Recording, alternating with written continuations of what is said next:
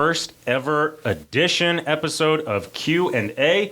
And today we are talking Q and a master of football and coffee. We got Mr. Coach Kurt Freytag with us today. Kurt, thank you for being guest number one. Thanks for having me, man. I'm really excited to be here at Irish Connection Q&A, and let's get this party started. This is going to be fun. So it is funny because you've been at Cathedral 3 years as a coach. Yep. Right? 2 years as a teacher. So we actually started teaching the same year, right? Last year was our first year teaching. And we walked into orientation for new staff. And I think I double took at you. It was a quick little double take. And I thought, gosh, I know him. I was like, Freytag. Yes, that's Freytag. And so we go way back. Clay Middle School, man. Clay Junior High. I recognize you from Senior Carter's class. I remember right. Huffman and Haverstock, all those guys, man. It's a good class. I hung out with a lot of those guys in high school too. So yeah, we recognizable face. Good to see that you're kicking butt in the teacher profession. Trying to. And yeah, man, glad that you're a coworker of mine. Yeah, it's fun. It's always nice when you walk in and you kind of see like, oh, I got a history with somebody already. So you've been in education, whether coaching, teaching, for about a decade almost, yes, right? This is my 10th year of education. Graduated from Purdue 2014, did my student teaching at Lawrence Central, and they actually offered me a job, an English teaching job, and I took it. And then later on in the summer, a PE job opened up, and they actually moved me to PE. So I was going to say your degree was physical education, yep. right? So I did my student teaching in PE and health, and then I interviewed for a couple jobs, a couple elementary schools, some in Carmel, some around the area, and I got offered a job at Creekside Middle School in Carmel, and then Lawrence Central. And I took the job at Lawrence Central because I had already built a relationship with kids. I had been coaching a little bit, helping them out with the football program, and I really built a good relationship with the kids, and I didn't want to leave them. And so that was kind of my main reason for choosing LC. And then by the grace of God, a couple weeks before school, they moved me to PE, and then I was a PE and health and avid teacher and weights training teacher at Lawrence Township for 8 years. And then 2 years ago, decided to come over to the Hill, and it's been awesome ever since. Now you're at Cathedral, tight ends coach. Yep, tight ends. My first year, so my third year coaching here. My first year, I was still teaching at Lawrence Township, and I coached defense. I was linebackers and special teams. And that was the year we want to say that was a great year. That was the first year I actually ever coached defense. I've always been an offensive guy, an offensive coach all my 7 years at LC. I coached every offensive position except for centers, pretty much, centers and guards. And then, Bill Peoples has always been a great mentor to me at LC. And after those years, and obviously now, he challenged me to grow as a coach and to coach the other side of the ball, and I did. And to me, that was the best year of coaching for me because it really challenged me to coach position one that I hadn't played since middle school. Right. And, two, just to learn and grow a different side of the game. And it really helped me grow as a coach because the following year, our tight end coach, Coach Frank, got a head coaching job up at South Bend. And Bill goes, hey, do you want to come coach offense? And I was like, you know what, I really like coaching defense. It's fun. I'm growing. I'm getting better. I feel like I'm helping the team a lot. And then he couldn't find anybody to replace Coach Frank, so he brought me over, and now I'm back where I'm comfortable, and that's coaching offense. But special teams has also been kind of my big thing. Been a special teams coordinator since my second year of coaching at LC, and was a special teams coordinator for Bill when he was at LC. And when he brought me over, he kind of wanted me to take that over and kind of put my own little spiel into it, and it's been great. So my first ever experience when I started getting into teaching and coaching, I was hired at Carmel Middle School. I was a 7th grade head boys basketball coach. But I don't know if you know, Coach Vogt coached at Carmel Middle School for a long time. And Coach Vogt, he was the commissioner of Carmel Dance Club when I was little. So yes. I know him. Yeah, he was the 8th grade football coach, and they needed help. And so I was new. He came to me. He asked. I said, absolutely. And I never played football. And so for the was an A and a B team. For the A team, I was the wide receivers coach. No problem. I could do that. I learned pretty quickly. And then for the B game, I'll never forget the first week, he said, why don't you call plays for the B team offense? I said, okay. That'd be fun. I think I got one series, maybe 3 calls, had the play sheet in front of me too. I love football. I watch football all the time. But there is such a high level of respect for you guys, the lingo you use. Coach Vogt said, you know what? Worry about wide receivers. I'll take it. So so maybe the only time in his coaching career he called offense for both A and the B teams. And I was like, man, I'm not, because, I was also the basketball coach. So I was like, I'm not going to spend too much time learning this. But yeah, man, respect to you guys for the lingo and the conversation. You played at Purdue. You mentioned you went to Purdue. Boiler up. So I was looking up a couple things. Do you know how many games you played? Oh, man. You graduated 2014? 2014. So it's been almost a decade. Here's the little career. So my first 2 years, my first year got redshirted, played scout team, got to college, a little confident, like, oh, I'm going to be able to play. I get there, and I'm like, holy smoke, these guys are huge. I mean, I had, on our defensive line, we had 3 guys go in the first 2 rounds. Brian Kerrigan, who was the all-time leading sack guy for the Commanders, Washington football team, Redskins, or whatever program. Mike Neal, who started for the Green Bay Packers for over 10 years. And then Quan Short, who's played at the Panthers and was an all-pro player. So these guys were on the defensive line, and I'm on scout team, and I'm just getting my butt kicked every single day. But you know what? Looking back, it made me a lot better. Those first 2 years, I was a scout team practice player. I actually tore my ACL in my first spring practice. So my first year, redshirted scout team, then spring ball, tore my ACL, so I had to sit out a season with a torn ACL. And then I come back my redshirt sophomore year, and then I played just on special teams. I was on like 3 or 4 of the special team units, and I would play like if we were beating somebody up on offense. But then my last 2 years, I averaged about 15 to 20 snaps on offense, and I played on all the special teams my last 2 years at Purdue. So for how many games I played, oh, man. So I played, I don't know. I played every game pretty much the last 3 years because I was on special teams, but if you have that information, I have no idea. I couldn't. People ask me my stats. Yeah, I just go, I don't know. This is off Purdue's website, so I'm hoping it's pretty accurate. But first, I tried to walk on to Ball State's basketball team my freshman year. Have never had such a level of respect for any college athlete. The tryout was harder than any practice, and I played basketball at Carmel High School. Tryout in college was harder than any high school practice I ever had. So, yeah, I can imagine when you show up with especially NFL-ready players, yeah, they'll kick your butt. Mm-hmm. I got 28 games played. Does that sound low or high or right about there? Sounds about right. How many touchdowns did you score? 2. 2 touchdowns, I got that. 1 rushing, 1 receiving. Oh, yeah. 10 attempts rushing for 61 yards, 7 receptions for 64 yards. So you were a better receiver. 3 yards better. Hey, man.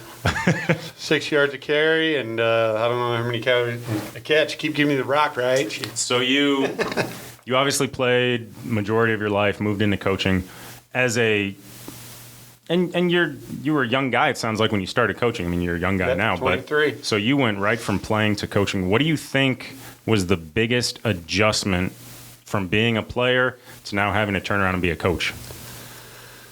At the beginning, I would say the hardest part as a coach, and it took me a couple of years to realize that, is that not every kid is going to have the same mentality as you. And, I played the football a certain way. I've learned as a coach over the years to be adaptable to different types of personalities and different types of kids. But, the hardest thing as a coach is, sometimes, the kids aren't the same mold as you are mentally, and you have to be able to adapt and find ways to motivate them, find ways to get them to do the right thing, find ways to get them to bounce back when they hit adversity. Whereas, in my mind, when this, when XYZ happens, this is how I react. And that was the hardest part for me. was, when kids would mess up or do something wrong, I was always the mentality of next play. Like Peyton Manning throws interceptions, Randy Moss drops passes. Like the best players in any sport make mistakes, right? But it was to Michael Jordan, I missed all these shots, but yada yada yada, that quote. But it's about how he bounced back and just having to manage the different types of kids over the years and helping them get through those tough moments. That's something that I've learned as a coach, and I think that's the biggest challenge as a coach, who's someone who has played, is to understand that not every kid is built like you. Now, when there's a kid who has the same mentality as I did when I played, it's a lot easier. Right. Just let them go. Right. Well, I used to, as a head coach basketball for 3 years, I used to end up sitting down with my players and just saying, with the staff, how do you want us to coach you? Because when I yell at you, I can see you shut it off. And so there is a huge learning curve. It doesn't necessarily have to be sit-down conversations, but, you might have a kid that doesn't want to be yelled at, just wants to be talked to. And then you got another kid who, I don't care if I just scored, scream at me to go score again, like that kind of. So that is it's a big thing. And every kid's different, and that's the tough part. And I always say, if I'm not yelling at you or coaching you up, that's not a good thing. If I'm coaching you up and I'm yelling at you, it means that one, I care, right. Two, that I'm trying to help you get better. But if you consistently mess up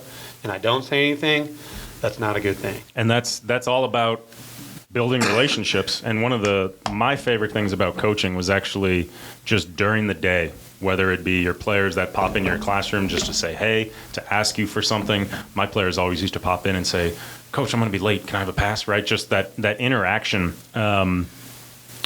So as somebody that is, and we'll talk about Coffee House a little bit later, but for somebody that's coaching, has these kids in class, they're players, they're your students, what's that relationship like with you off the field, in the classroom? Like, how do you build that? Or is it, I just want to see you on the field, it's all business? Our motto here is not what you get, it's what you become.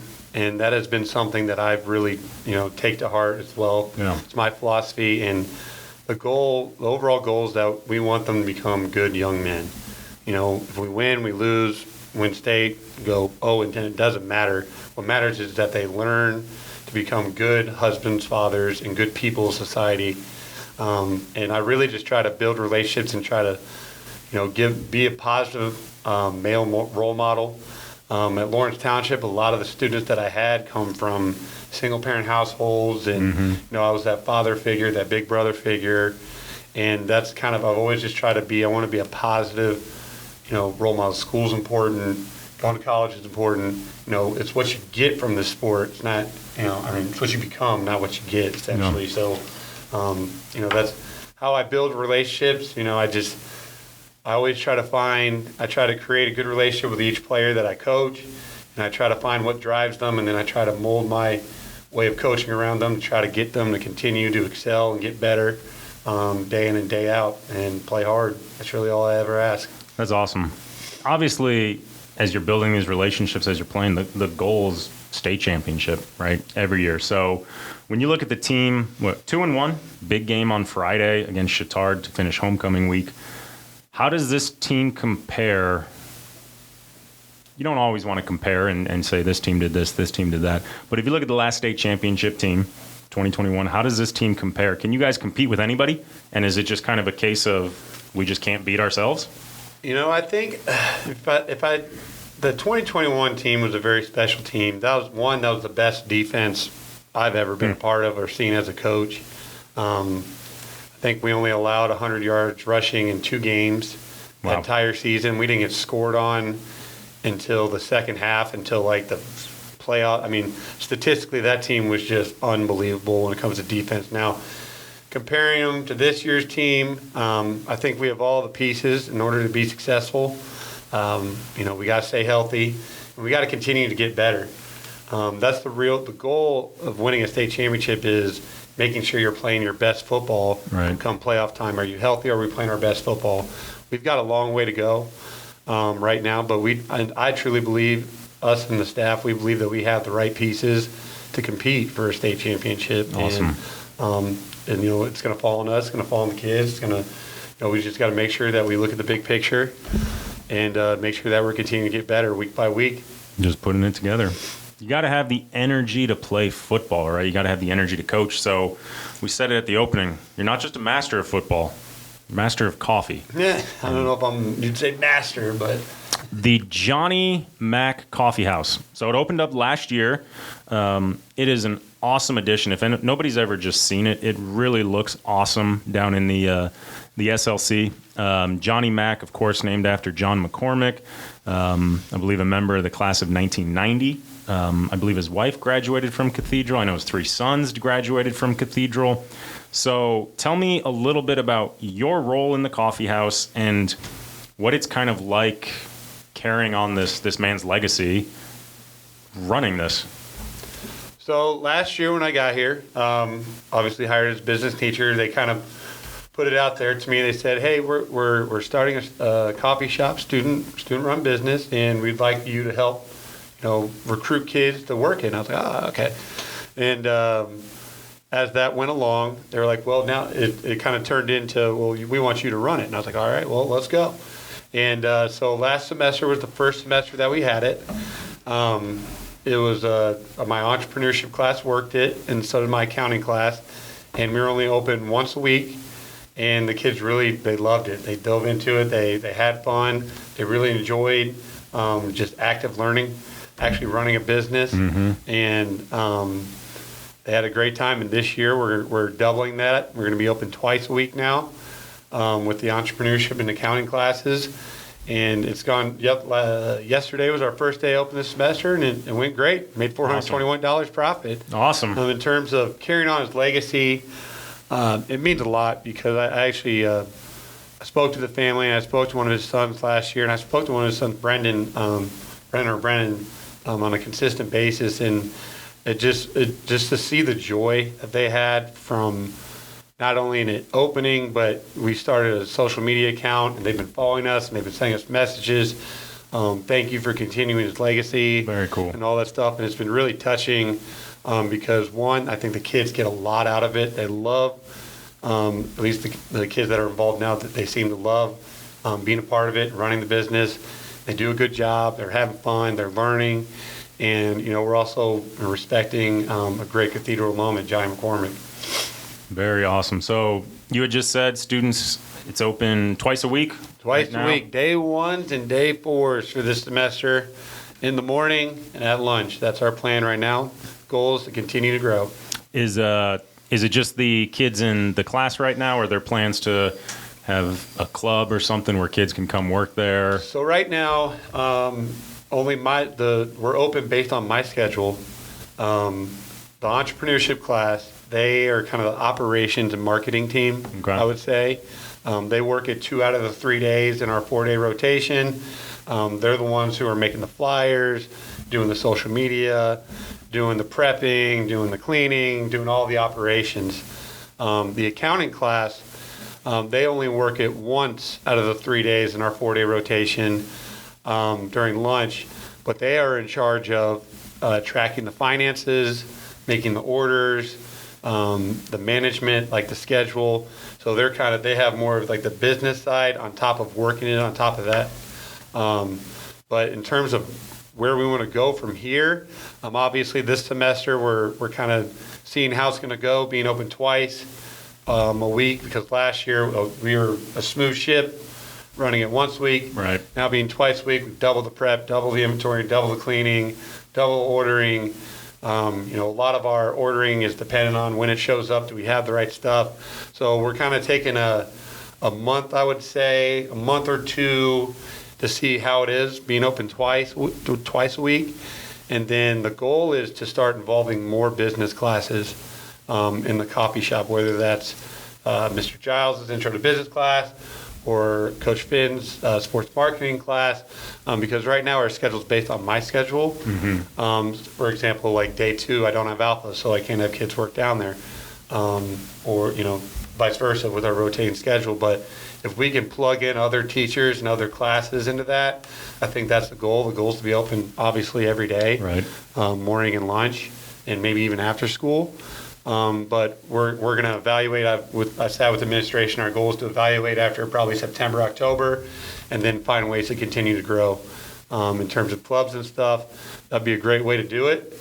But, like right now, it's just the kids that are in the class. But like I said, our goal is to continue to grow so that we can be open almost every day. And it takes a lot of time, but I think you hit it when you said kids are excited to do that kind of stuff. That's one of the pitches I constantly make to kids that want to get involved in newspaper or yearbook or broadcasting, is that, every class is important, but I kind of throw other classes under the bus, and I say, in English, you write a paper, you give it to me, I grade it, that's the end of the transaction. But when you do broadcasting or newspaper, you give it to me, I grade it, I give it back to you, you fix it, and then you give it out to the public, and you post things, and you post videos, and it's the same with your kids. I think that authentic work gets them excited of, It's not just Mr. Freytag, Coach Freytag grading us, it's, I got to give it to a customer, they got to actually like it. So I think that's the kind of stuff that kids today are really excited about. Oh, yeah.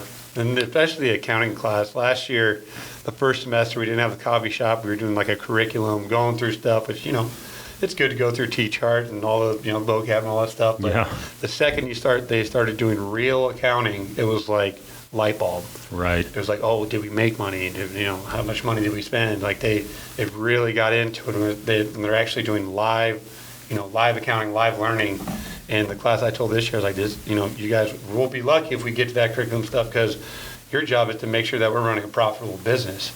And they really stepped up to the challenge. And, like today, their kids are coming up, how much money did we make yesterday? How much money did we make yesterday? Awesome. I'll tell you in class. That's what we're doing in class. We got to fill out the finance sheet. It's like you got to fill out the reimbursement form. So it's learning all these little things about, reimbursement forms, inventory, finance. They're really enjoying it. And it's cool to be a part of. Yeah, there's an excitement there. So, when you go from the coffee house and essentially running a business, then you go to the coach, where got to have some pretty intense moments, and you got to go teaching, maybe outside of those classes in particular, but other business classes you might have. You wear a lot of different hats. Do you find that each role that you're involved in here at Cathedral helps with maybe another role, or do you feel like, okay, I'm leaving the classroom, I got to go put my coach's hat on, it's completely different, and then I got to go the business hat on? Does everything you're doing, are you always just, you're Kurt Freytag, this is who you are, and you kind of use elements from every role? I try to be the same person day in and day out, no matter whether I'm coaching or teaching. When I get to coaching, I may say that I get a little bit more intense. I try to be the same person 24/7 at all times. I don't try to. I do wear a lot of different hats, but there's only one hat, and that's Coach Freytag. Love it. Well, like you just said, there's a lot of roles here. So, looking down the road, whether that's 5 years, 10 years, 20 years, what would you want to be remembered for when your time at Cathedral has come and gone? What I always say is I hope that kids can look back, one, that they had a positive experience being a part of my class, and two, that it was somewhere where they felt safe and that they could be themselves. That's basically it. Hopefully they learned a couple things along the way, but to me it's about relationships with them and helping them grow as young men and women. And hopefully through their class they learned a couple things and became better people because they were in my class. That's really all I care about. I love it, man, because I've had some teachers at other places where it's kind of, you can see they're really great with their content, but you can see that it's almost like teaching kids and students like they're cogs in a machine. A group leaves, next one comes in, same thing. But you've talked about treating them as individuals, about making sure they enjoy their time here, and I'm kind of the same philosophy. I'm going to teach kids, and every now and then you got to yell at a kid on the field or on the court. You got to. Kid doesn't do work, you got to fail them, and it stinks as teachers and coaches, but you still want this positive impact on them, and you want to build those bonds. So with all of that, if again football field or classroom or the coffee shop, what is one trait you really think a young person that comes across you, whether it's on the team or it's in the coffee house, what's one trait a young person would need to succeed? What's one trait you just feel? I'm going to say two. I think there's two things that everybody always has control of, whether that's in school, life, or sports or whatever, and that's your attitude and your effort. You got to, my thing is you always got to try and have a positive attitude, look at the bright side, have glass half full. And you got to control your effort. You got to work hard no matter what, you know. Work hard. That's all. That's really all I can say is, you know, control your attitude, control your effort, and yeah. It's simple. Yeah. It's tough to do for a lot of people, but it's pretty simple. So, mention it again. You are a Purdue guy, so I'm gonna show you. I just thought, what can I do to see? Do you know some Purdue people? And okay. This is tough. There are some tough ones. There's some easy ones. I got some pictures here. All right. These are people that graduated from Purdue. Okay. Famous, some more famous than others. Let's see who you know. Hopefully you got a picture of my parents. I don't. I almost took some time, and I was like, all right, I'm going to dive into people that know him. I'm going to get pictures of people he knows now, but maybe he didn't know that early. But like I said, first episode, we're going to learn some stuff as we go along. Drew Brees. Met him multiple times. Great guy. Great Boilermaker. Did you? He is awesome. He's a great person. I've seen some interviews that his pass is one of the hardest to catch just because it looks like it's barely moving, and that if you don't just make the perfect diamond, it'll hit you in the face. That's from obviously not football players, more like Zac Efron was one of them. I guess he played catch with him. Just celebrities that have known him.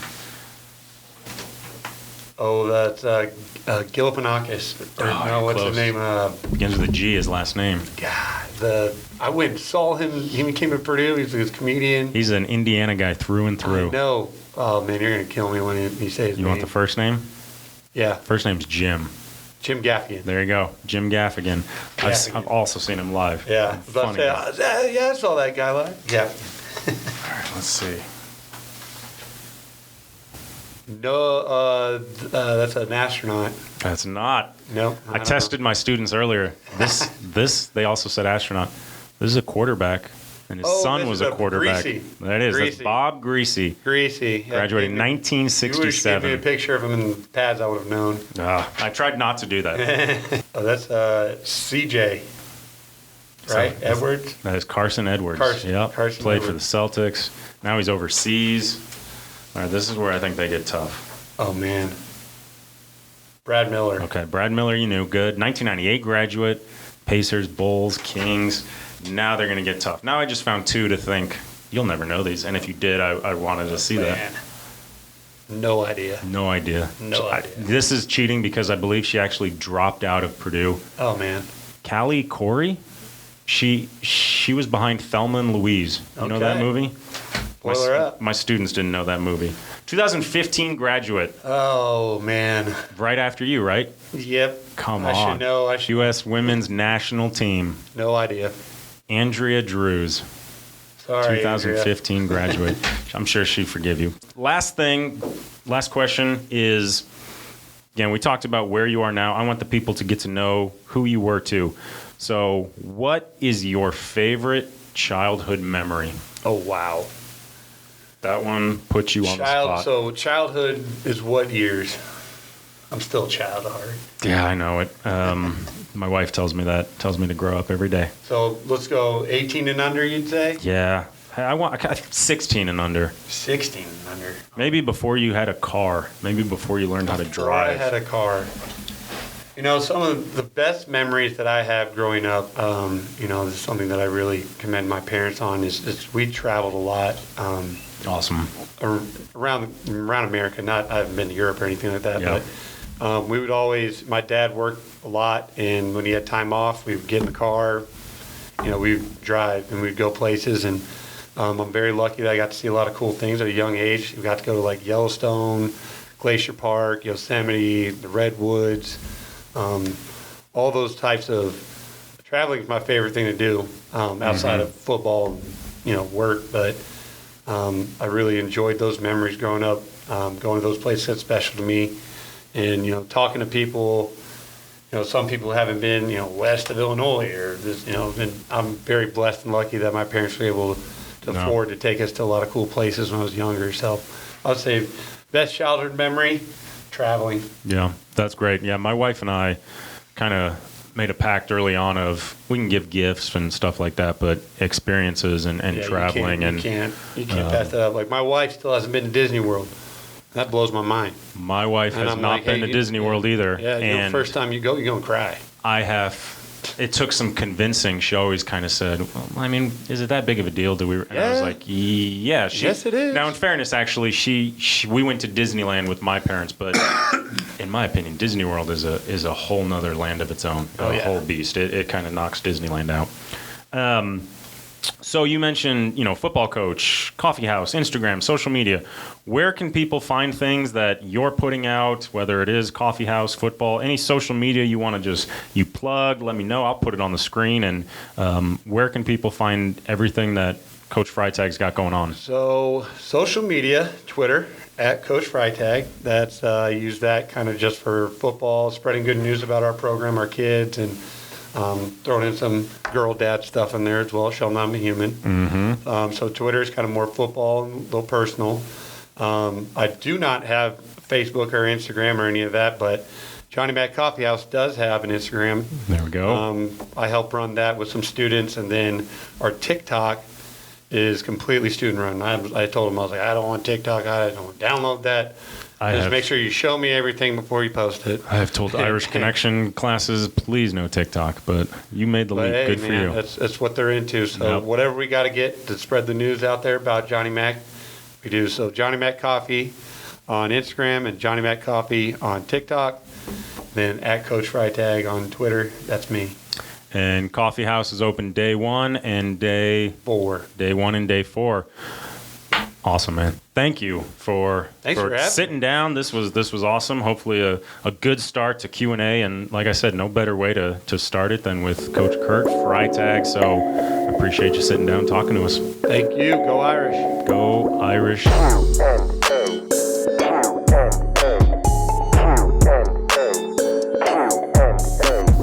Irish Connection Q&A. A different guest, different story every day. Coming at you from the unified media, adding stories to the encyclopedia. Have you ever done anything incredible? Got a recipe that's delicious and edible? Want to talk about diversity and unity? Come and tell it to the cathedral community. Train all year for a 5K race? Show a horse and take first place? Q and a coach, Q and a teacher, Q and a priest or a sister or a preacher. Students and teachers, but there's so much more to that. We got musicians, robotics, a quarterback. Did you teach someone? Did you learn a lesson? Senior, junior, sophomore, freshman. This theme has lost all sanity. Let's meet a member of the Irish family. I've got nothing else to say, so let's just start.